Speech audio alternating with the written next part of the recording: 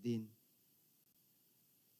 Alhamdulillah, puji syukur kita haturkan kehadirat Allah Azza wa Jal di kesempatan malam ini di Kota Padang, tepatnya di Masjid Rahmatan lil Alamin. Allah Subhanahu wa taala memberikan kemudahan bagi kita untuk kumpul bersama dalam rangka untuk belajar. Semoga Allah jadikan forum ini forum yang barokah. Kita selesai melaksanakan sholat maghrib, kita tidak pulang, Anda tidak makan malam untuk kali ini, menunda makan malam, menunda kumpul dengan keluarga, namun lebih memilih untuk siaga ibadah. Selesai ibadah, kita sambung dengan ibadah berikutnya, dan insya Allah nanti kita akan sholat isya berjamaah, lalu disambung dengan kajian berikutnya setelah isya bersama Syekh. Mudah-mudahan ini bagian dari ar-ribat, mengikat sebuah ketaatan dengan ketaatan berikutnya. Nabi SAW bersabda, "Ala adullukum ala ma tamhu bihil khataya wa tarfa'u bihid darajat." Maukah kutunjukkan kepada kalian amalan yang bisa menghapus dosa dan mengangkat derajat? Para sahabat mengatakan, "Bala ya Rasulullah." Tentu ya Rasulullah. Lalu Nabi SAW mengatakan, "Isbaghul wudu'i 'alal makarih wa kathratul khuta ilal masajid wa intidharus salati ba'das salah." Amal yang bisa menghapus dosa dan meninggikan derajat adalah menyempurnakan wudu walaupun dalam posisi tidak suka. Memperbanyak langkah menuju masjid, kemudian menunggu salat setelah selesai salat. Lalu Nabi SAW mengatakan, "Fadzalikumur ribat." Itulah ar-ribat. Yang dimaksud ar-ribat adalah selalu setia untuk berjaga di daerah perbatasan. Perbatasan apa ini? Perbatasan antara urusan dunia dan urusan akhirat. Ketika Anda siaga untuk beribadah, maka hakikatnya dia sedang melakukan ribat untuk pribadi. Rasulullah SAW menyebut rangkaian dari amalan tadi, mulai dari wudu, kemudian menuju masjid, lalu selesai sholat, dia menunggu sholat berikutnya, disebut dengan ribat karena dia siaga untuk ibadah. Di malam ini kita mau membahas tentang beribadah dengan menggunakan harta haram.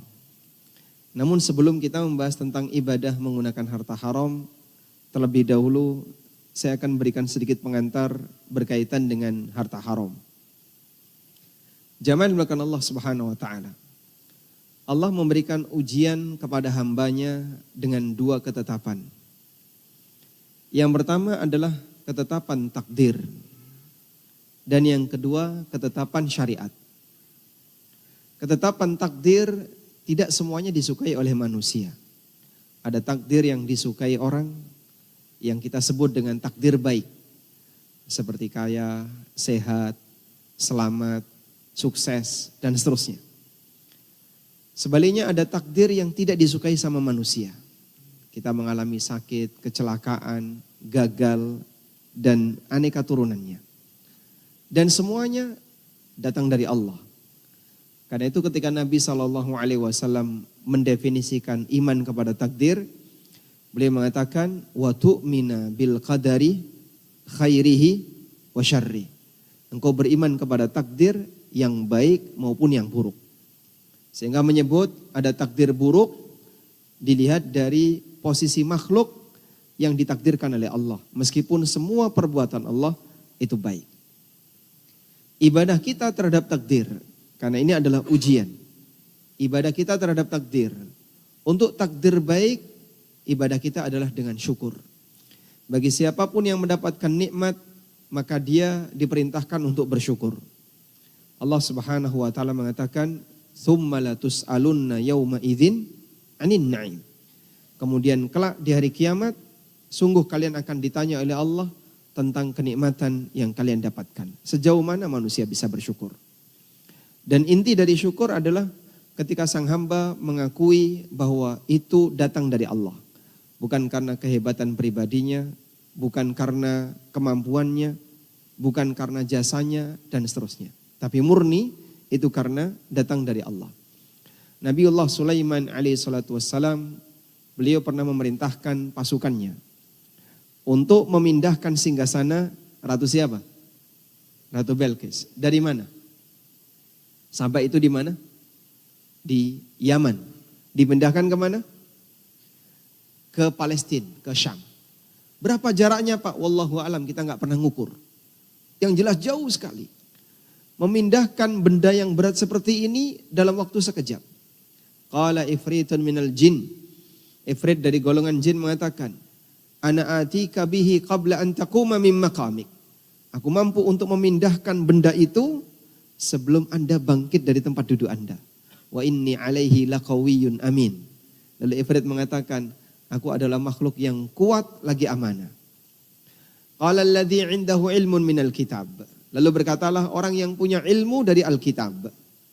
Ana atika bihi qabla ayyartadda ilaika tarfuk. Aku mampu untuk mendatangkannya sebelum Anda selesai berkedip. Masya Allah. Berapa mikrodetik itu Pak? Coba Bapak berkedip. Berapa jarak waktu kita berkedip? Tergantung lebar mata. Masya Allah. Yang jelas betapa cepatnya dia bisa mendatangkan itu. Falamma ra'ahu mustaqiran indah. Di akhir dari cerita itu, ketika Nabiullah Sulaiman alaihissalatu wassalam melihat singgasana itu sudah ada di dekatnya, qala Sulaiman mengatakan, hadza min fadli rabbi. Ini murni karunia dari Rabbku. Liyabluwani ashkuru am akfur. Allah hendak mengujiku, apakah aku bisa menjadi hamba yang bersyukur ataukah hamba yang kufur. Sehingga Anda bisa lihat bagaimana sikap Sulaiman alaihissalam ketika Allah berikan kenikmatan kepada beliau. Beliau langsung menyatakan, ini murni karena karunia Allah. Bukan karena kehebatanku, bukan karena mukjizatku, tapi murni karena karunia dari Allah. Dan itulah hakikat syukur. I'tiraful abdi bi annahu minallah. Pengakuan dari sang hamba bahwa nikmat itu datang dari Allah. Yang kedua, sikap yang dimiliki oleh Qarun. Qarun ketika dia merasa bahwasanya dia sudah berada di puncak karir, kesuksesan dalam urusan dunia. Apa yang dia katakan? Innama utituhu ala ilmin indi.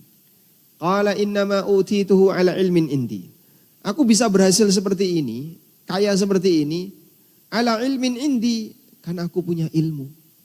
Karena aku pintar manajemen, aku pintar pemasaran, karena aku orangnya ulet. Karena aku rajin ibadah, karena aku rajin tahajud, dan aneka pernyataan yang itu dikembalikan kepada kemampuan pribadinya. Dan itulah gambaran kufur nikmat. Maka ibadah hamba ketika mendapatkan nikmat adalah bersyukur dengan mengakui bahwasanya apa yang dia miliki itu murni pemberian dari Allah Subhanahu wa taala. Kebalikannya kufur nikmat, dia merasa punya itu karena kehebatannya. Baik. Selanjutnya, ketika seorang hamba mendapatkan ujian berupa takdir yang tidak dia sukai. Baik berupa kemiskinan, kecelakaan, sakit, gagal, dan seterusnya. Apa ibadahnya? Apa ibadahnya? Sabar. Ibadah dia adalah sabar. Dia dituntut untuk sabar. Sabar itu tingkatan yang paling bawah ketika seseorang mendapatkan musibah. Karena di bawah sabar dia dosa. Ada naik lagi yaitu ridho. Sehingga dia dituntut untuk ridho dengan ketetapan Allah Subhanahu wa taala. Karena itu Nabi SAW memberikan arahan, fa in asabaka syai'un faqul qadarullah wa ma syaa fa'ala. Kalau kamu mendapatkan sesuatu yang tidak kamu sukai, sampaikan ini sudah menjadi takdir Allah. Dan apapun yang Allah tetapkan pasti terjadi. Baik. Seorang hamba ketika bisa seperti ini, maka dia berhasil beribadah kepada Allah dalam urusan takdir. Ujian takdir akan berhasil ketika hidup itu diiringi dengan syukur dan sabar. Karena itu ada yang mengatakan al-imanu nisfan. Iman itu terbagi menjadi dua. Nisfu syukrin wa nisfu sabrin. Yang pertama adalah syukur dan yang kedua sabar. Sebab isi hidup hanya ada dua. Kalau enggak sedang dapat nikmat, sedang dapat musibah. Dan itu berkaitan dengan ibadah terhadap takdir. Ujian yang kedua, adalah ujian syariat. Kalau tadi ujian pertama apa tadi?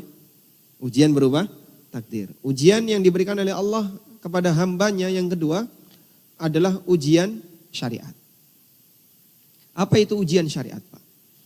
Allah Subhanahu wa taala memberikan syariat kepada hamba. Isinya apa? Di situ ada perintah, ada larangan, dan ada aturan. Perintah contohnya salat, larangan misalnya larangan minum khamr, larangan berzina, dan yang lainnya. Salat, kemudian aturan contohnya bagaimana aturan dalam membagi waris, aturan dalam bermuamalah, mana batasan halal haram, dan seterusnya. Sehingga kita diuji oleh Allah sejauh mana kita taat kepada Allah Subhanahu wa taala. Sejauh mana kita bisa taat kepada Allah. Ibadah kita terhadap ujian syariat adalah menjalankan perintah, menjauhi larangan, dan mentaati aturan. Nah, di bagian inilah terkadang manusia pada saat dia ditakdirkan oleh Allah dengan sesuatu yang tidak dia sukai. Misalnya gagal, takdir kemiskinan, takdir kecelakaan, dan takdir-takdir buruk yang lainnya yang tidak disukai oleh manusia.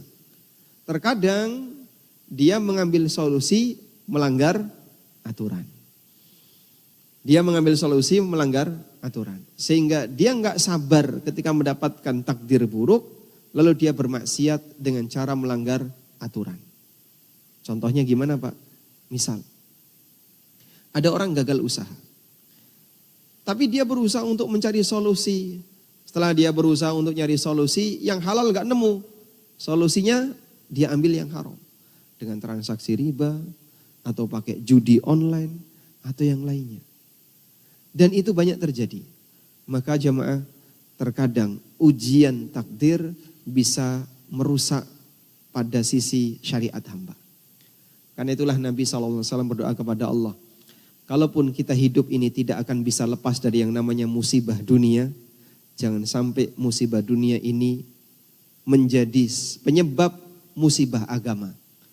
Jangan sampai musibah dunia menjadi penyebab musibah agama. Kapan orang terkena musibah agama? Di saat dia melanggar syariat. Baik dengan cara meninggalkan perintah, atau melanggar larangan, atau merusak aturan. Rasulullah SAW berdoa kepada Allah, wala taj'al musibatana fi dinina wala taj'alid dunya akbar hammina wa mablagha ilmina. Ya Allah, jangan kau jadikan musibah yang menimpa kami adalah musibah yang merugikan agama kami. Baik. Terus gimana, Pak? Anda dituntut ketika mendapatkan takdir buruk, hal yang tidak Anda sukai berkaitan dengan masalah duniawi, sabar, ridho. Dan jangan kau langgar perintah, jangan kau langgar larangan. Amankan ujian syariat, taati perintah, hindari larangan, ikuti aturan, apapun yang terjadi pada ujian takdir. Jangan sampai ini sampai menembus bagian sebelahnya. Karena itulah hadirin dimuliakan Allah Ta'ala, ketika seorang hamba punya ketundukan yang tinggi kepada Allah, dia mampu untuk bersabar saat menghadapi ujian takdir, dan di saat yang sama dia selalu menjaga aturan Allah, jangan sampai dia langgar. Pak, tapi itu kan gak enak, Pak. Iya, memang itu gak enak. Pahit rasanya. Pahit itu sementara. Anda tidak akan diuji selamanya. Hidup di dunia ini tidak ada ujian yang sifatnya abadi. Hidup di alam ini, ujian sifatnya pasti ada ujungnya. Karena itu Allah Subhanahu wa taala menjelaskan di surat Al-Baqarah, la'allakum tatafakkaruna fid dunya wal akhirah. Agar kalian memikirkan tentang kehidupan dunia dan akhirat. Kata Hasan Al-Basri rahimahullahu taala, liman tafakkara fiha, bagi orang yang mampu untuk memikirkan hakikat dari kehidupan dunia dan perbandingannya dengan akhirat, kata beliau, liya'lama anna dunya daru bala'in thumma daru fana'in. Hendaknya dia sadari, dunia itu memang isinya negeri ujian. Siapapun pasti punya ujian. Saya punya ujian, Bapak Ibu juga punya ujian. Dan Allah memberikan ujian kepada kita yang beragam.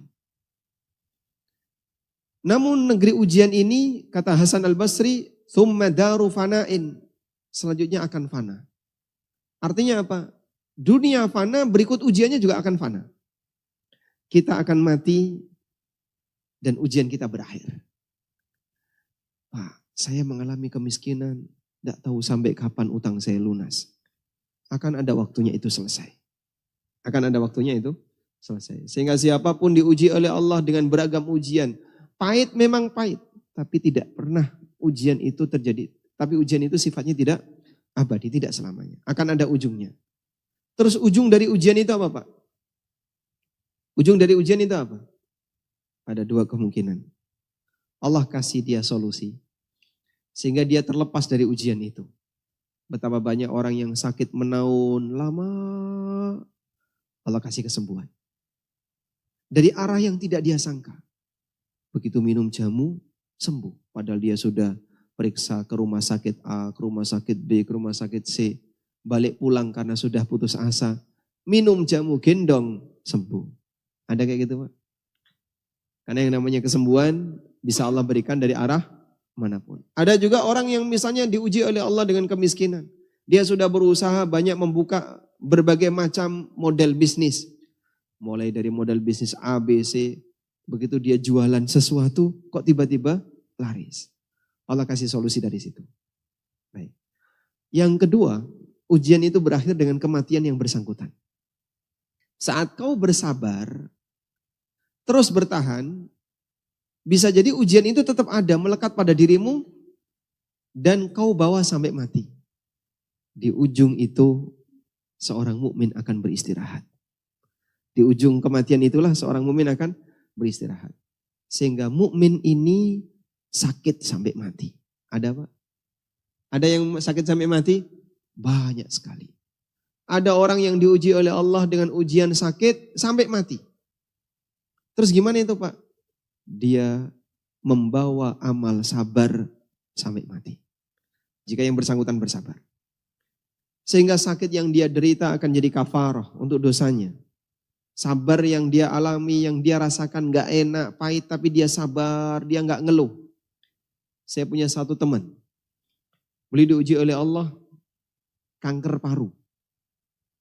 Kemudian setelah itu menjalar ke tempat yang lain sehingga ada banyak sekali organ tubuhnya yang tumbuh kanker.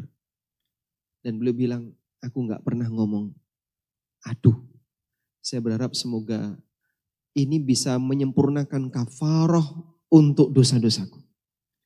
Jadi aduh itu gak pernah dia. Dia berusaha untuk sabar, sebisa mungkin diterima dengan sabar walaupun tetap berusaha ikhtiar untuk pengobatan. Tujuannya mudah-mudahan sakit ini 100% jadi kafarah bagi dosa-dosaku. Sampai akhirnya beliau meninggal, belum lama. Rahimahullah. Dan seorang mukmin dalam posisi itu berarti dia mati dengan membawa amal sabar. Dia mati dengan membawa amal sabar. Baik. Berakhirlah ujian itu. Dan di saat itu kematian akan menjadi rahah, menjadi kesempatan untuk beristirahat bagi beliau. Karena itu jamaah, selalu untuk sabar menghadapi ujian apapun, sekali lagi berkaitan dengan ujian takdir, jangan sampai membuat kita gagal dalam mengemban syariat. Lalu kata Imam Hasan al-Basri, wal ya'lam annal akhirata daru jazain thumma daru baqain. Dan sadarilah bahwa akhirat adalah negeri balasan, kemudian abadi. Artinya apa? Perjuangkanlah untuk bersabar ketika Anda mengalami ujian di negeri yang sifatnya sementara ini. Gak enak, pahit, dan sadarilah bahwa akhirat adalah negeri balasan untuk mendapatkan balasan indah yang sifatnya abadi. Penentunya di waktu yang singkat, tapi balasannya tanpa ujung. Bagi mereka yang sanggup untuk bersabar, tetap taat dengan syariat, Allah Subhanahu wa taala akan akhiri ujian itu. Dan di saat itu dia dihisab, kemudian akan mendapatkan kebahagiaan yang abadi. Maka taruhan kita dalam hal ini adalah berkaitan dengan sabar. Sehingga siapa yang sanggup untuk bersabar, maka dia mempertaruhkan apakah nanti dia bisa mendapatkan balasan indah yang abadi atau sebaliknya kecelakaan yang sifatnya abadi bagi mereka yang tidak sabar. Selanjutnya jamaah dimuliakan Allah. Sebagian besar seorang hamba melakukan praktek transaksi yang haram atau mengambil harta haram karena dia ketakutan. Dia nggak sabar. Apapun latar belakangnya. Karena itulah Allah Subhanahu wa taala mengingatkan, godaan setan berawal dari rasa takut.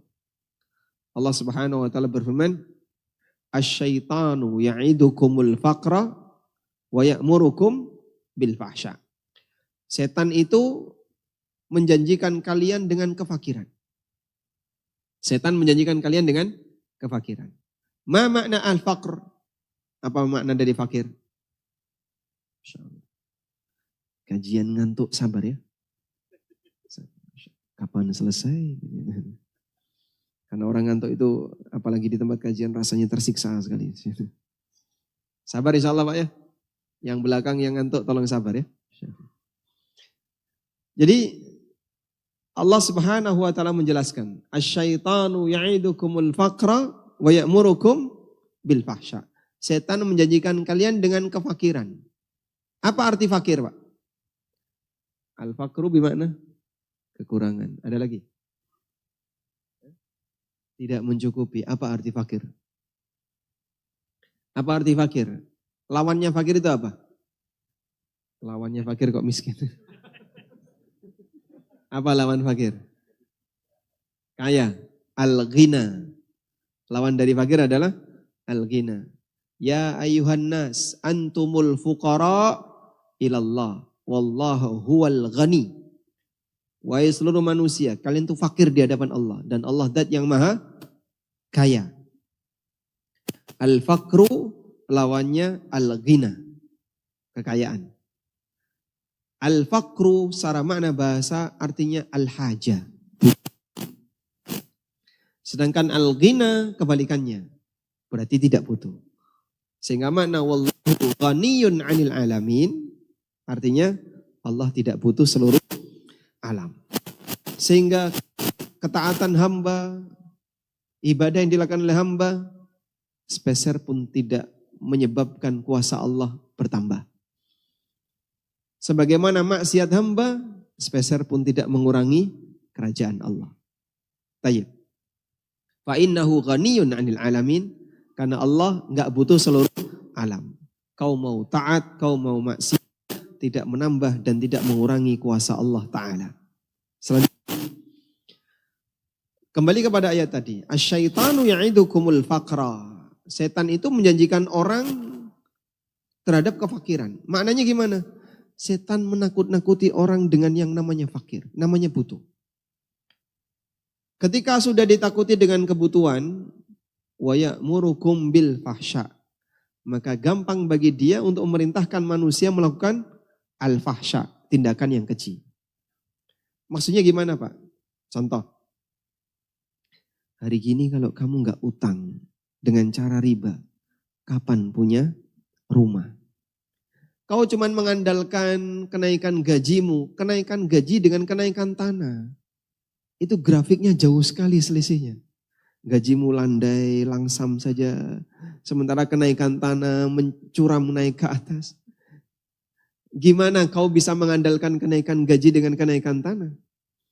Udah gak ada solusi yang lain. Kalau cuman bersabar, gak usah dengerin tuh Ustadz. Akhirnya dia dimotivasi apa? Setelah dia dimotivasi butuh. Kemudian dia takut nanti kehilangan kesempatan. Gampang bagi setan untuk mengajak dia berbuat maksiat. Wa ya'murukum bil fahsya. Kemudian dia memerintahkan kalian untuk melakukan perbuatan keji. Ada salah satu jamaah di Jakarta. Ibu-ibu, beliau janda, tidak punya anak, di usia 60-an tahun. Kemudian beliau menyampaikan, Pak Ustadz, suami saya meninggalkan berupa uang warisan senilai kalau nggak salah 100 sekian juta. Sementara saya tidak punya kemampuan untuk usaha, saya tidak punya pengalaman bekerja, dan saya takut kalau duit ini saya investasikan, saya tidak punya pengalaman investasi yang bagus. Boleh enggak saya taruh di deposito agar uang itu aman dan tiap bulan saya dapat bunga deposito sehingga itu yang saya gunakan sebagai nafkah sehari-hari. Boleh atau tidak?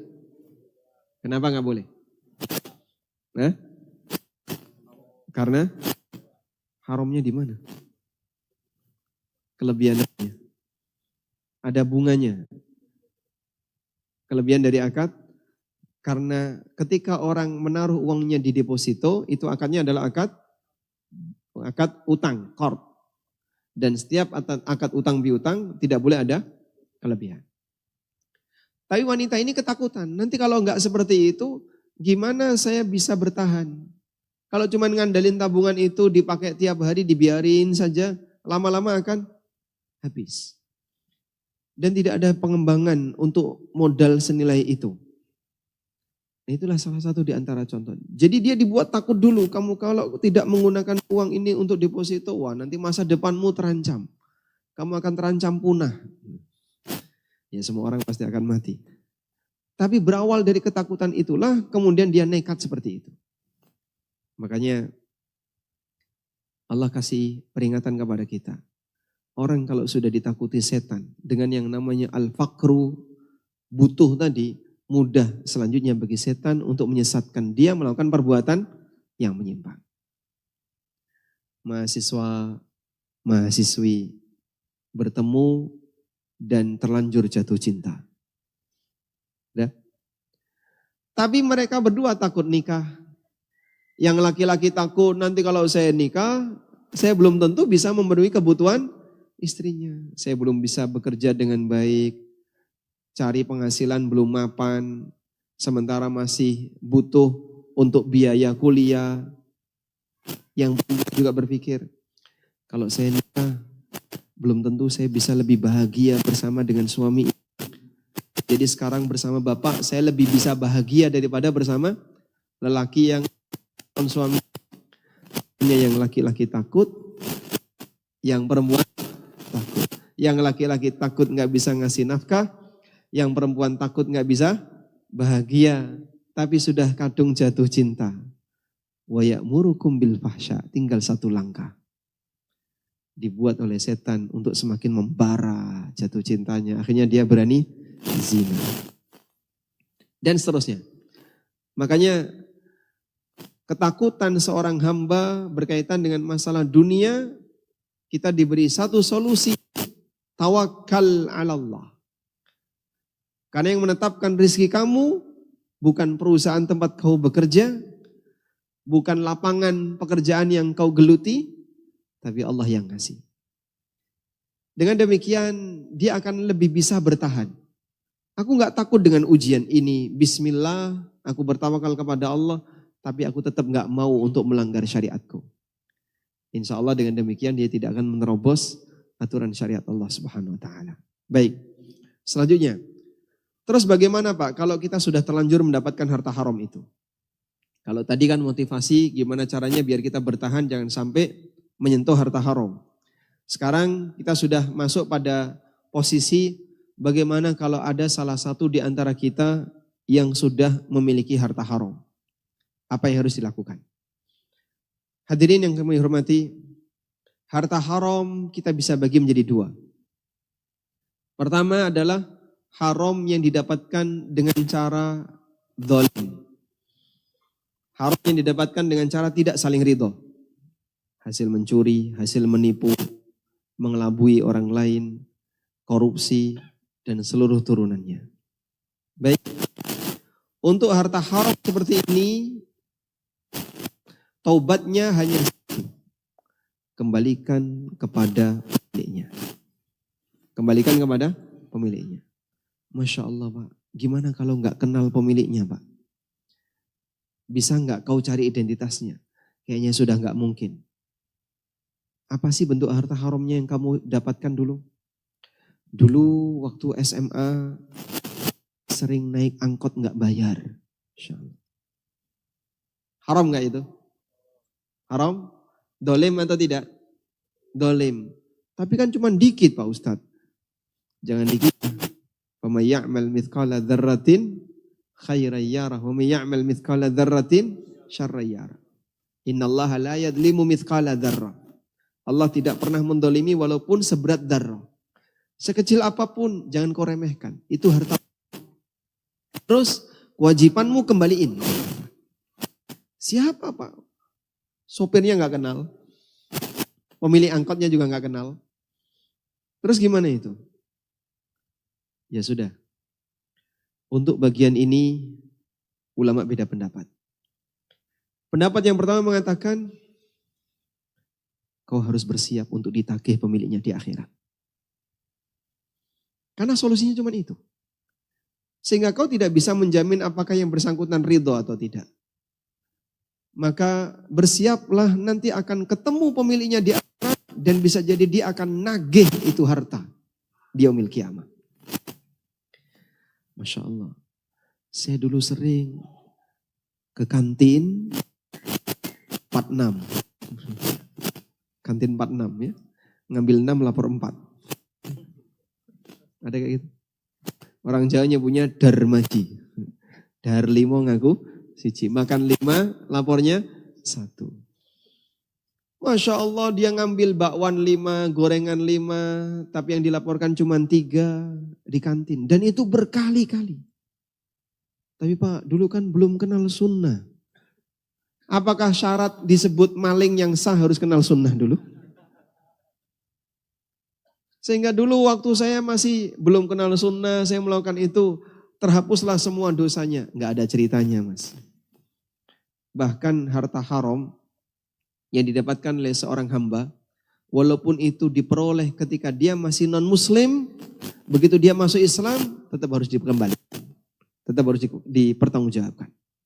Karena di posisi ini, dia telah mengambil harta yang bukan haknya. Dan jangan kau mengira Allah akan melupakannya. وَلَا تَحْسَبَنَّ اللَّهَ غَافِلًا عَمَّا يَعْمَلُ الظَّالِمُونَ إِنَّمَا يُؤَخِّرُهُمْ لِيَوْمٍ تَشْخَصُ فِيهِ الْأَبْصَارِ. Jangan kau mengira bahwasanya Allah akan lupa terhadap perbuatan yang dilakukan oleh orang zalim. Bisa jadi Allah tunda siksanya untuk orang ini liyaumin tashkhasu fihil absar, sampai datang hari di mana semua mata itu terbelalak karena melihat siksa. Sehingga yang bersangkutan jadi ketika di dunia nggak ada yang nyentuh, tidak masuk sebagai orang yang menjadi pelaku kriminal, tidak ada yang memperkarakan sampai dia mati. Ada nggak koruptor yang sampai mati nggak dihukum? Ada? Ada? Baik. Kira-kira selesai nggak itu Pak urusan? Apakah urusan selesai? Alhamdulillah, wis mati. Nggak ada hukuman. Urusan selesai? Tidak. Urusan tidak akan selesai. Sampai hak itu dia kembalikan besok di yaumil qiyamah. Maka mungkin kita juga punya hal yang sama, pernah mendolimi orang lain dalam bentuk harta, atau mendolimi orang lain dalam bentuk yang lainnya. Sampai mati kita belum minta maaf. Sampai mati belum kita kembalikan itu hak.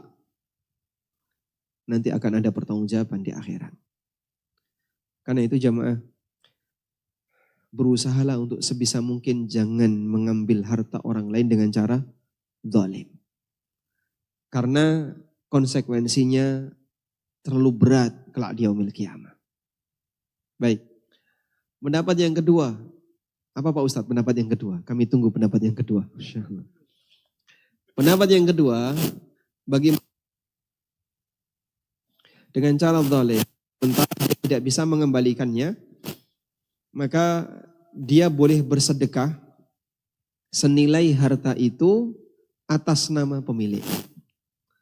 Tapi kan kita nggak tahu siapa nama pemilik. Allah Maha tahu. Allah Maha tahu. Dan pendapat yang kedua ini berdasarkan sebuah riwayat di zaman Muawiyah radhiyallahu anhu. Pernah terjadi sebuah peperangan, lalu pasukan kaum muslimin menang. Sehingga mereka mendapatkan ghanimah. Tiba-tiba datang seorang pasukan menghadap kepada panglima. wahai panglima, saya bertobat kepada Allah. Saya ingin mengembalikan harta ghanimah yang aku ambil sebelum pembagian. Jadi ada salah satu pasukan mengambil harta rampasan perang sebelum dibagi. Namanya apa seperti ini? Apa namanya? Ghulul. Namanya ghulul. Dia melakukan ghulul. Sebelum ghanimah dibagi, dia sudah ngambil duluan. Panglima ini keberatan, gak mau saya menerima. Gimana semua pasukan sudah pulang ke rumah masing-masing, tiba-tiba kau store barang yang kau ambil sebelum waktunya, dan konsekuensinya ini kan milik semuanya. Saya harus bagikan kepada semuanya. Mohon maaf, saya nggak punya grup WA untuk mengumumkan itu.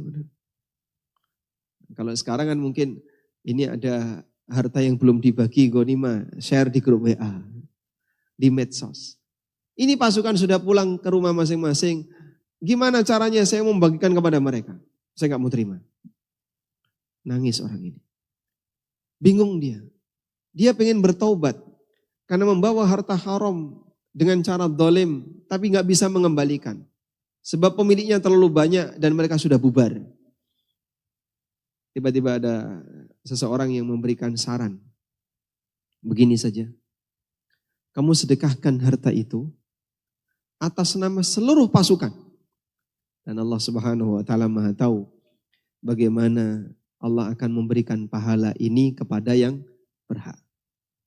Kata Muawiyah radhiyallahu anhu ketika menyaksikan saran ini, beliau mengatakan, andaikan aku yang memfatwakan, aku lebih saya sukai dibandingkan setengah dari kerajaanku. Baik, dari sini kita bisa lihat bahwa orang yang mendapatkan harta haram dengan cara zalim dan dia tidak tahu siapa pemiliknya, maka bisa ditangani dengan solusi apa? Disedekahkan atas nama pemilik. Ya Allah, ini uang 300.000. Aku sedekahkan atas nama pemilik angkot yang aku nggak tahu siapa pemiliknya. Cuma 300.000.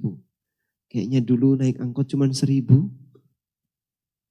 300 kali saya naik angkot, pakai prediksi ya. Kira-kira berapa kau naik angkot nggak bayar? Ya kalau selama 3 tahun sekolah, dari kelas 1 sampai kelas 3, itu sering bolos. Karena anak nakal kan. Bukunya satu ditekuk, taruh belakangnya. Taib. Intinya coba kau buat kira-kira berapa nilai harta haram yang kau ambil, sedekahkan atas nama pemilik. Mudah-mudahan itu jadi kafarah sehingga kelak di yaumil qiyamah, kalaupun yang bersangkutan menagih, Anda bisa berikan pahala dari sedekah itu. Selanjutnya, ada harta haram yang didapatkan dengan cara saling ridho. Contohnya, sebutkan harta haram yang didapatkan dengan cara saling ridho. Riba, apalagi? Jual beli miras, apalagi? Hasil judi. Judi itu saling ridho enggak? Ya, saling ridho. Sehingga sebelum judi mereka sudah punya kesepakatan. Siapa yang menang akan mendapatkan itu. Apalagi? Investasi bodong, nipu itu namanya. Yang nerima investasi bodong kan penipuan. Rishwah, sogok, apalagi? Dan aneka harta haram yang lainnya. Sudah? Baik. Ketika seseorang mendapatkan harta haram dengan cara saling ridho. Terus apa Pak konsekuensinya? Di situ ada 2.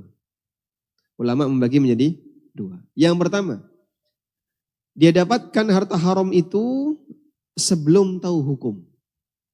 Dia dapatkan sebelum tahu hukum. Nah, harta haram yang didapatkan dengan cara saling ridho sebelum dia tahu hukum, maka statusnya halal baginya. Apa dalilnya? Allah Subhanahu wa taala berfirman tentang riba. Allah Subhanahu wa taala mengatakan, "Faman ja'ahu mau'izatun min rabbih fantaha falahu ma salafa wa amruhu ilallah." Barang siapa yang sudah mendapatkan peringatan dari Rabb-nya, fantaha lalu dia berhenti, tidak melakukan transaksi riba lagi, falahu ma salaf, maka dia berhak untuk mendapatkan harta yang dia miliki di masa silam. Sehingga Allah berikan kesempatan bagi pemakan riba, kau segera taubat, tanpa harus memiskinkan dirimu. Sehingga apa yang kau dapatkan dulu sebelum kau hijrah, apa yang kau dapatkan dulu sebelum kau punya ilmunya, silahkan kau nikmati. Ada orang transaksi riba sampai punya rumah. Saya punya banyak kendaraan mewah, silahkan kau nikmati. Tapi riba yang belum kau ambil, jangan kau ambil. Yang dulu kau dapatkan sebelum tahu ilmunya, boleh untuk kau miliki. Falahu ma salafa wa amruhu ilallah. Ada beberapa pengusaha yang beliau setelah hijrah meninggalkan jualan benda tertentu. Mohon maaf, di sini rokok itu halal atau haram? Hah? Yang benar. Haram. Haram. Dia pengusaha kelontong, tahu kelontong ya? Dan dia jualan rokok, dari hasil itu dia kaya. Ya? Setelah sekian tahun, dia dapat fatwa dari MUI bahwa rokok haram. Masya Allah, saya baru tahu kalau rokok haram. Akhirnya dia berhenti. Ya? Selanjutnya dia nggak jualan rokok lagi. Nah pertanyaannya, lalu apa yang harus dia lakukan terhadap harta yang sudah dia peroleh di masa silam? Dari hasil jualan rokok. Apakah dia harus sedekahkan semuanya? Atau bagaimana? Tidak perlu. Falahu ma salafa wa amruhu ilallah. Dia punya hak terhadap hartanya di masa silam dan urusannya kembali kepada Allah. Baik. Yang kedua, bagi orang yang mendapatkan harta haram dengan cara saling ridho dan dia sudah tahu hukumnya, maka wajib bagi dia untuk tidak mengambilnya. Walaupun mungkin dia belum bisa lepas darinya. Contohnya apa? Ada orang yang kerja di lembaga ribawi. Dari situ dia dapat gaji. Sudah? Lalu dia mendapatkan pencerahan dari pengajian, Ustadz A, Ustadz B. Kemudian setelah itu dia sadar, oh iya. Baik, saya ngakui ini riba, ini haram.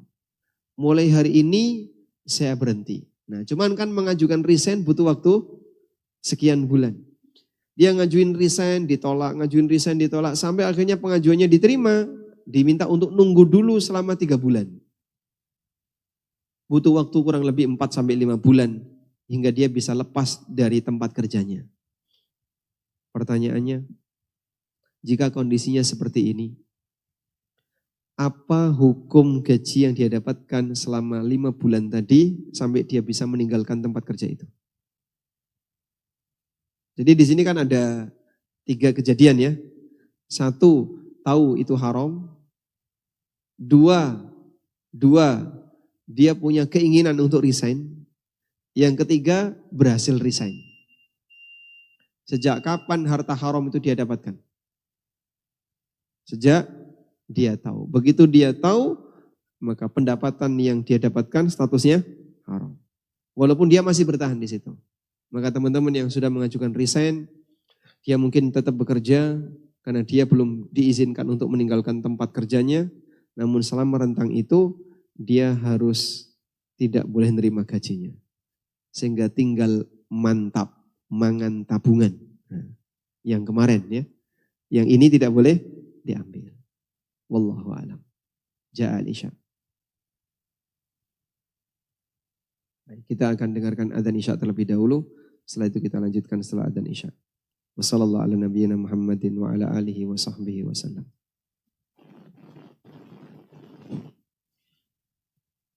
Allahu Akbar, Allahu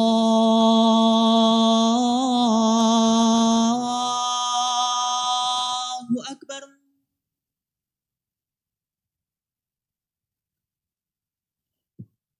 Allahu Akbar,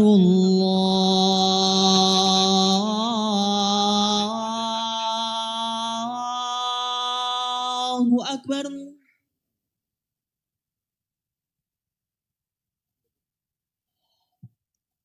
Asyhadu an la ilaha illallah.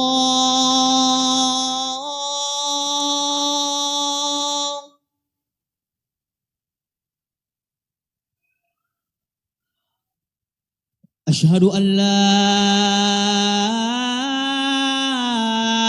إله إلا الله.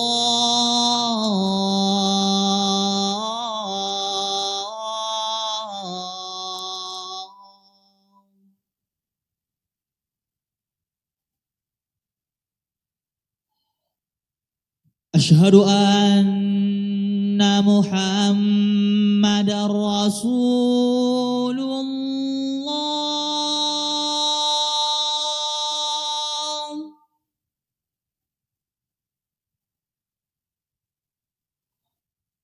أشهد أن محمد رسول الله.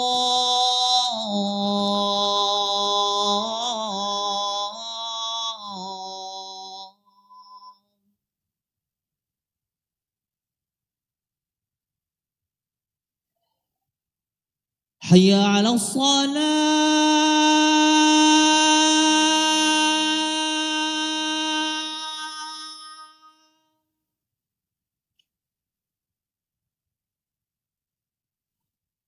حي على الصلاة.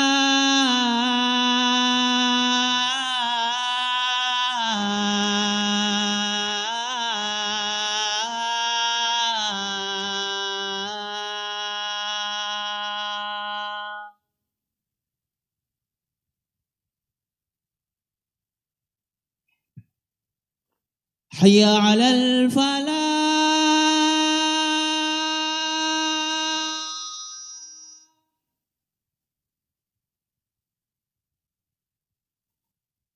حي على الفلاح.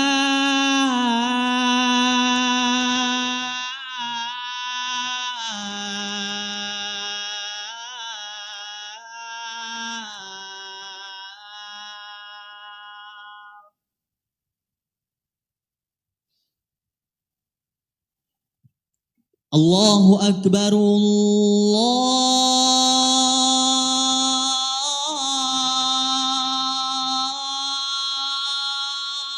أكبر.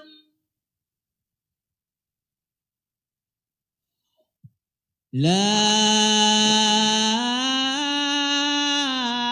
إله إلا الله.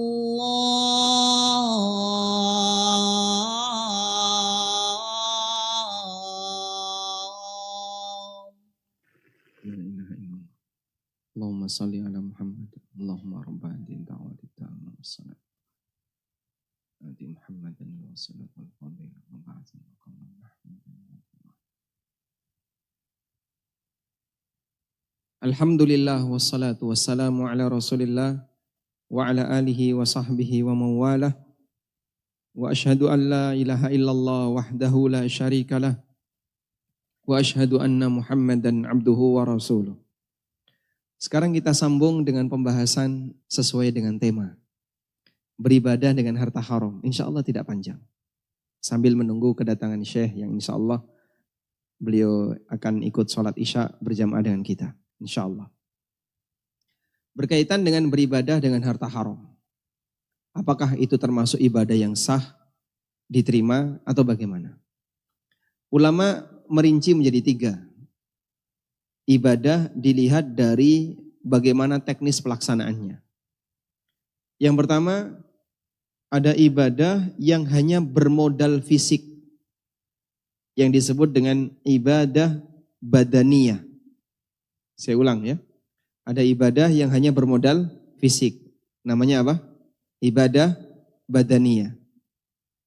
Yang kedua, ada ibadah yang bentuk pelaksanaannya hanya harta.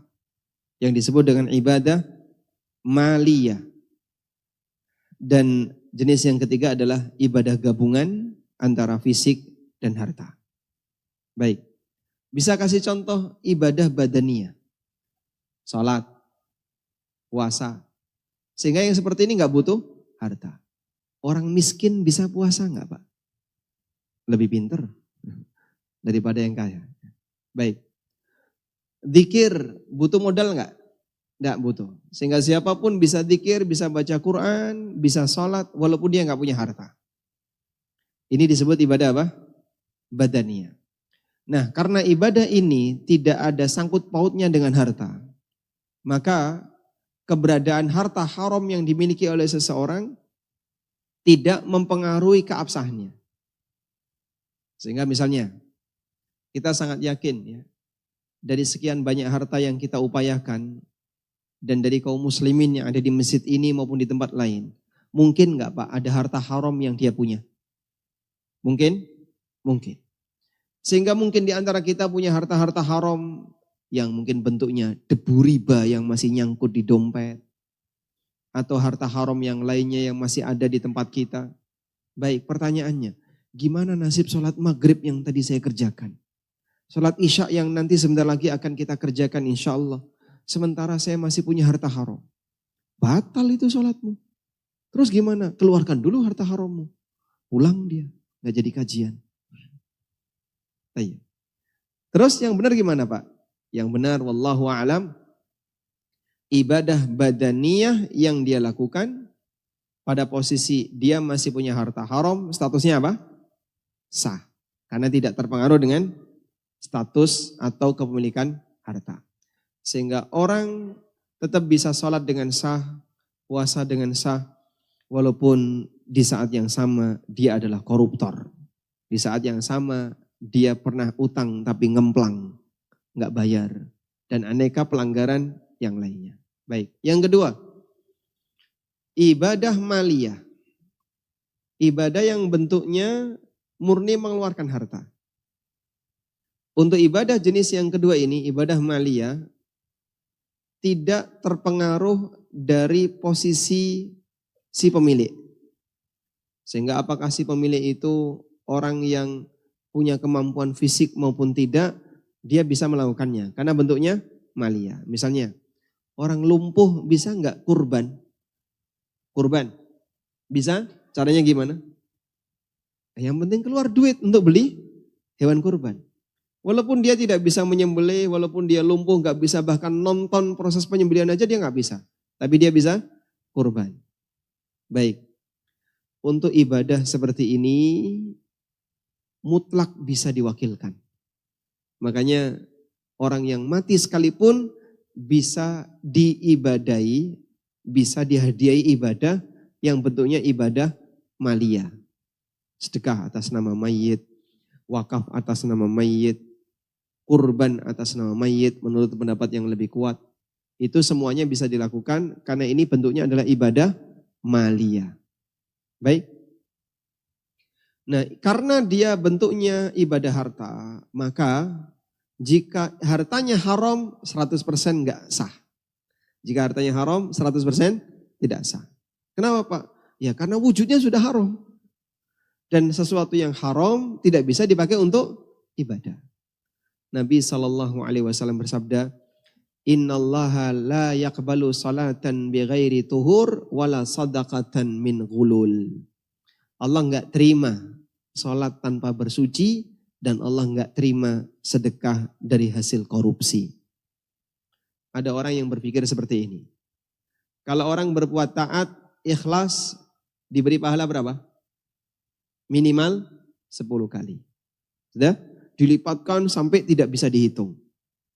Kalau orang berbuat dosa 1, dihitung berapa? 1 kali. Wa man hamma bisayyi'ati fa'amila biha. Siapa yang punya keinginan untuk berbuat maksiat, lalu dia berhasil mengamalkannya, kutibat lahu sayyi'atun kamilah. Maka dicatat untuknya 1 dosa. Sehingga 1 dosa dicatat 1. Baik. Orang korupsi 100 juta. Lalu dia berpikir, orang sedekah dilipatkan 10 kali, bahkan sampai 700 kali. Dari hasil korupsi 100 juta, dia infakkan 10 juta ikhlas lillahi ta'ala. Dengan keyakinan akan dilipatkan berapa? Jadi 10 kali. Sehingga dia dapat pahala sedekah berapa? 100 juta. Karena yang dikeluarkan 10 juta, maka dia mendapatkan keuntungan, mendapatkan pelipatan pahala jadi 100 juta. Sementara korupsi 100 juta, dosanya dihitung korupsi 100 juta. Dapat pahala sedekah 100 juta. Dapat dosa korupsi 100 juta. impas. Untung 90 juta. Inilah matematika koruptor. Dia nggak sadar kalau harta haram itu tidak boleh dipakai untuk ibadah. Sehingga ketika orang beribadah dengan harta haram seperti ini, nggak diterima. Dia zakat, dia bayar sedekah dengan harta haram, tidak diterima. Baik. Ada teman yang dia mau resign dari pekerjaan riba. Atasannya itu berusaha untuk memotivasi, jangan sampai kamu keluar. Cara motivasi yang dia sampaikan, zakat itu kan menyucikan harta. Zakat itu menyucikan harta. Sehingga kalau kamu anggaplah misalnya pendapatanmu itu haram, kau zakati. Setelah dizakati, kata Allah Ta'ala, khudh min amwalihim sadaqatan tutahhiruhum wa tuzakkihim biha. Ambillah dari harta mereka sebagai sedekah, sebagai zakat yang akan menyucikan mereka dan membersihkan harta mereka. Jadi dengan kau zakati, maka status yang haram jadi halal. Masya Allah. Salah atau benar ini? Kenapa salah? Kenapa salah? Ya, zakatnya tidak. Kenapa zakatnya tidak sah? Karena yang dia keluarkan harta haram. Baik. Perumpamaannya seperti ini, Pak. Kapan sebuah benda ketika dibersihkan najisnya bisa kembali suci? Ketika benda itu adalah benda suci, terkena najis. Sudah? Ada benda suci, terkena najis. Baik. Begitu Anda bersihkan najisnya, kembali suci. Tapi kalau ada benda yang awal mulanya najis, walaupun dia ditreatment seperti apapun sampai kelihatan sangat bersih. Misalnya ya, kotoran dipres dengan tekanan tinggi sehingga jadi gumpalan kotoran yang sangat keras. Setelah itu digosok sampai mengkilap sehingga jadi batu akik. Tapi bahannya dari kotoran. Gimana nasibnya?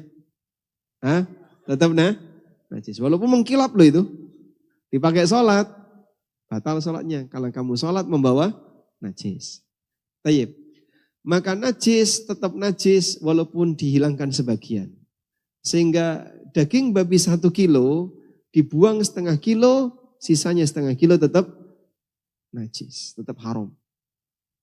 Terus gimana Pak? Ya dilepaskan semuanya. Sehingga harta haram tidak dizakati. Alhamdulillah harta haram tidak dizakati. Bukan berarti bahwasanya kamu boleh memiliki harta haram, dikeluarkan semuanya. Bukan dizakati. Maka orang yang mengeluarkan harta haram, jangan dipahami sebagai sedekah. Apalagi dipahami sebagai zakat. Lalu dipahami sebagai mana Pak? Sebagai apa itu Pak? Dipahami sebagai seperti orang menghilangkan najis. At-takhallus minal haram. Seperti orang menghilangkan najis. Maka harta haram tidak dizakati tapi dihilangkan semuanya. Sebagaimana kau membuang najis, dibuang semuanya. Jangan nyimpan sebagian. Buat apa? Najis itu dibuang semuanya. Baik. Ini yang kedua. Sehingga ibadah yang bentuknya ibadah maliyah, apabila menggunakan harta haram, maka dia tidak sah. Zakat dengan harta haram tidak sah. Sedekah dengan harta haram tidak sah. Maka harta haram tidak dizakati, tidak disedekahi, tapi dibuang semuanya. Seperti kita membuang najis. Selanjutnya, yang ketiga. Ibadah gabungan antara harta dan fisik. Contohnya apa? Haji, umrah. Nah, untuk ibadah seperti ini, bagaimana hukumnya jika menggunakan harta haram? Ulama beda pendapat. Pendapat yang pertama, hajinya sah.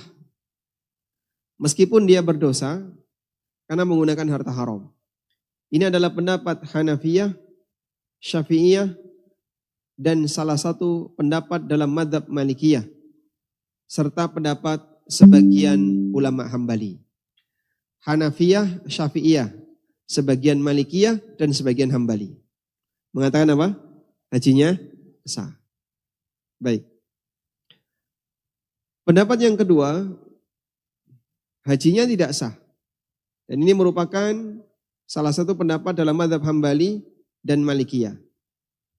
Karena ketika dia berhaji, sementara itu menjadi salah satu faktor utama seseorang punya kemampuan untuk berhaji, yang dikatakan oleh Allah dalam Al-Quran, walillahi 'alan nasi hijjul baiti man istata'a ilaihi sabila. Menjadi kewajiban manusia, yang itu adalah tugas untuk Allah bagi manusia untuk berhaji, man istata'a ilaihi sabila, bagi siapa yang punya kemampuan untuk melakukan perjalanan ke sana. Baik. Berarti posisi kemampuan di sini sebagai apa dalam haji? Syarat sah atau syarat wajib? Nah, saya ulang ya. Memiliki kemampuan secara finansial atau kemampuan untuk melakukan perjalanan haji, itu syarat sah atau syarat wajib? Syarat sah atau syarat wajib? Nah, syarat sah, bukan syarat wajib. Apa bedanya syarat sah dan syarat wajib? Nah, sebentar, resiko yang duduk di depan. Dalam sholat ada syarat sah dan ada syarat wajib. Sebutkan apa syarat sah sholat dan apa syarat sah wajib sholat. Masya Allah. Baik.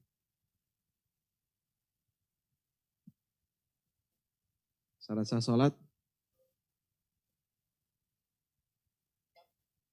Islam.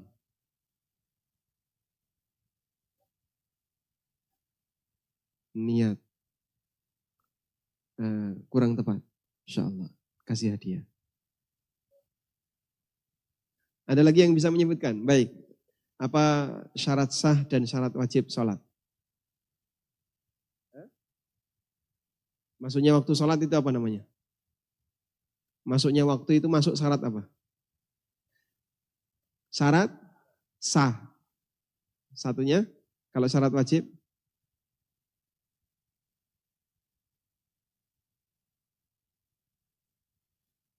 Gimana?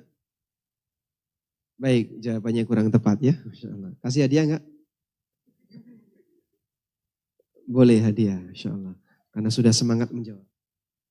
Boleh disebutkan apa bedanya syarat sah dan syarat wajib sholat?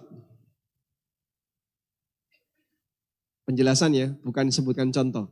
Syarat sah adalah, syarat wajib adalah. Kita fokus sholat dulu, belum haji. Ya. Karena kan Anda sudah bertahun-tahun sholat. Ya. Apa bedanya antara syarat sah dan syarat wajib? Nah, kalau syarat sah berkenaan dengan sah dan batal. Kalau syarat wajib, personalnya maksudnya. Orang itu dikenakan hukum wajib. Kapan orang itu dikenakan hukum wajib, begitu? Baik, baik, Masya Allah, mendekati ya. Alhamdulillah, dapat hadiah. Syarat sah adalah ketentuan yang harus dipenuhi oleh seorang hamba agar ibadahnya bernilai sah. Ketentuan yang harus dipenuhi oleh hamba agar ibadahnya bernilai sah. Namanya apa ini? Syarat sah. Syarat wajib adalah kondisi yang apabila terjadi pada hamba, maka dia berkewajiban untuk ibadah. Kondisi yang apabila terjadi pada hamba, dia berkewajiban untuk ibadah. Sudah? Jadinya begini, kalau syarat sah itu di bawah kemampuan manusia. Di bawah kendali kemampuan manusia. Kalau syarat wajib itu di luar kendali kemampuan manusia. Contoh, anak yang belum balik wajib puasa atau tidak? Tidak. Maka balik itu syarat apa? Wajib. Untuk menjadi balik, apakah itu di luar kemampuan manusia atau di dalam kemampuan manusia? Di luar. Baik, sehingga Anda misalnya ketemu anak usia 15 tahun. Udah balik belum nak? Belum ya. Besok mau Ramadan, kamu malam ini harus balik ya. Nanti datang ke rumah tak ajari balik. Boleh? Boleh nggak? Gimana caranya ngajari anak biar cepat balik? Wah ini bahaya ini. Ngajari jahat kayak gini. Paham ya? Baik. Sehingga jadi balik itu di luar kemampuan manusia atau tidak? Di luar kemampuan manusia. Manusia tidak mampu mengupayakan dirinya balik. Ada lagi orang misalnya. Saya mau berangkat safar. Pesawatnya jam 11. Jumatan jam setengah 1. Di sini Jumatan jam berapa? Setengah 1. Di Jogja Jumatan jam setengah 12. Pesawatnya jam 11. Udah? Gimana ya caranya biar cepat? Ya coba kamu percepat gerakan matahari. Bisa? Nah bisa. Maka masuk waktu sholat itu syarat sah atau syarat wajib? Masuk waktu sholat syarat sah atau syarat wajib? Syarat wajib. Karena itu di luar kemampuan manusia. Begitu masuk waktu duhur, Anda wajib duhur. Begitu masuk waktu isya, Anda berkewajiban untuk sholat isya. Paham? Baik. Selanjutnya, apakah kehalalan harta itu menjadi syarat sah ataukah syarat wajib untuk haji? Ulama beda pendapat. Ulama dalam hal ini beda pendapat. Menurut pendapat yang mengatakan bahwa kehalalan harta adalah syarat sah,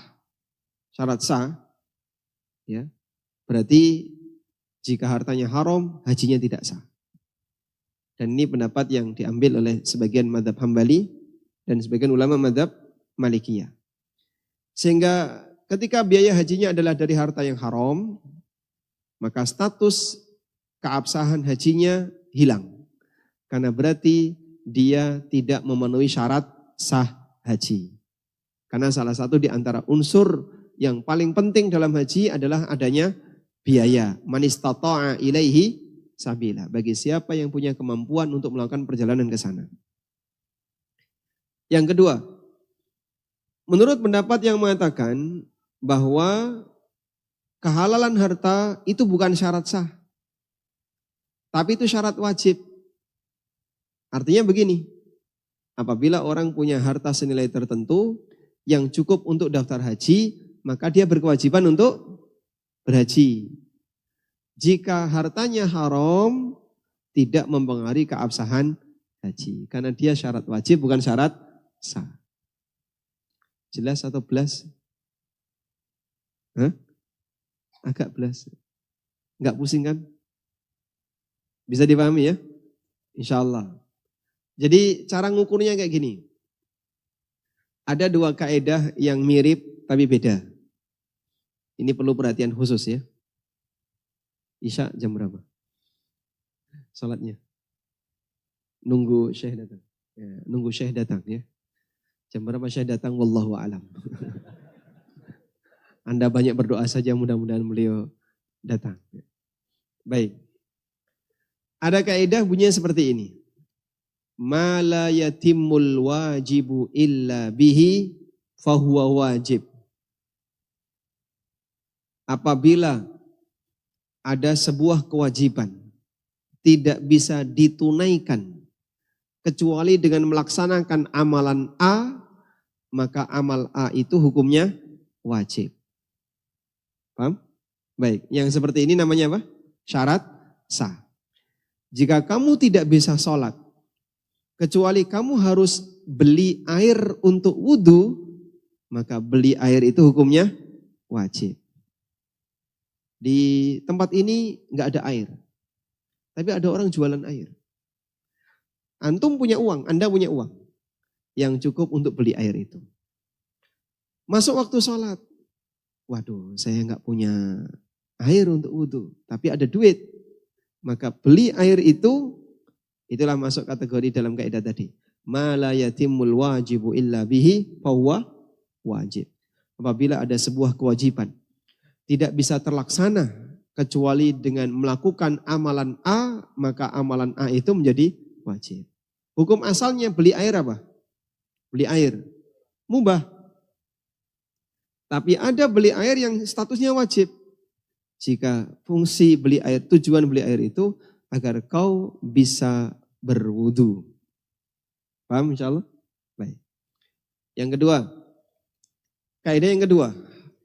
Ma la yatimmul wujubu illa bihi fahuwa laisa biwajib. Ma la yatimmul wujubu illa bihi fahuwa laisa biwajib. Apabila ada kewajiban tertentu yang dia belum jatuh, kewajiban itu belum terjadi. Kecuali dengan adanya kondisi tertentu, maka menghadirkan kondisi itu hukumnya tidak wajib. Menghadirkan kondisi itu hukumnya tidak wajib. Contoh, seseorang wajib sholat jika sudah masuk waktu. Sehingga kewajiban sholat tidak akan datang sampai waktunya datang. Pertanyaannya, menghadirkan waktu sholat wajib atau tidak? Wajib atau tidak? Tidak. Nah itulah masuk kaidah tadi. Ma la yatimul wujubu illa bihi fahuwa laisa biwajib.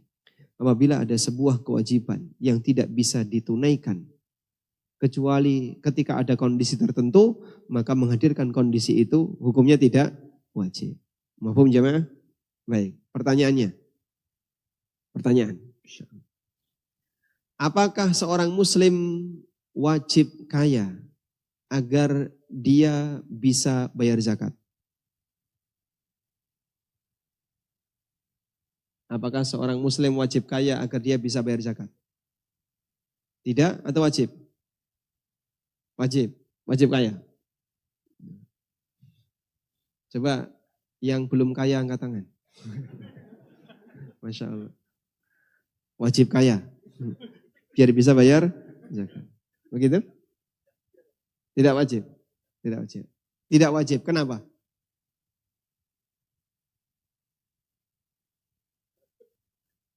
Karena kekayaan itu di luar kemampuan hamba. Pengen kaya enggak Pak?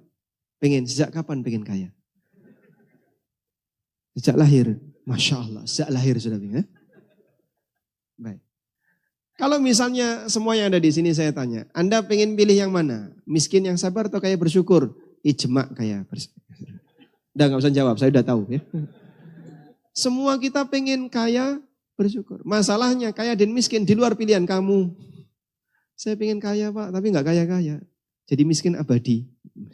Sampai mati. Apakah dia berdosa? Kenapa kamu gak kaya? Makanya kamu gak bisa zakat. Tidak. Orang muslim tidak wajib kaya untuk bisa zakat. Hal yang sama. Orang muslim tidak wajib kaya untuk bisa haji. Sepakat ini? Baik. Sehingga misalnya saya belum bisa haji karena belum punya kemampuan. Maka pada posisi itu dia tidak wajib untuk kaya agar bisa. Kau harus kaya, kalau nggak kaya dosa kamu. Kamu nggak bisa melaksanakan rukun Islam yang keempat dan kelima. Atau ketiga dan kelima. Zakat dan haji. Gara-gara kamu tidak kaya. Perjuangkan agar jadi orang kaya. Karena kalau tidak kau berdosa. Nah, ini salah yang kayak gini. Sebab yang namanya kaya itu di luar kemampuan manusia. Nah, ada sebagian orang yang salah paham sehingga sampai dia bilang jadi orang kaya itu wajib agar kita bisa menunaikan kewajiban zakat, agar kita bisa menunaikan kewajiban haji. Kalau kayak gini caranya jadi anak balik itu wajib agar dia bisa sholat. Sehingga percepat baliknya, bahaya itu namanya. Nah dari sinilah kita bisa mengambil kesimpulan. Dua pendapat yang lebih kuat tadi, antara mazhab pertama yang mengatakan haji dengan harta haram sah, dan pendapat yang kedua yang mengatakan haji dengan harta haram tidak sah. Berarti yang lebih mendekati kebenaran yang mana? Yang mengatakan sah. Karena harta itu kaitannya dengan syarat wajib, bukan syarat sah. Nyambung kan? Atau pusing? Hah? Nyambung ya? Keberadaan harta dalam ibadah haji itu berkaitan dengan syarat wajib, bukan syarat sah. Sehingga siapa yang punya harta yang cukup untuk berhaji, maka dia berkewajiban untuk haji.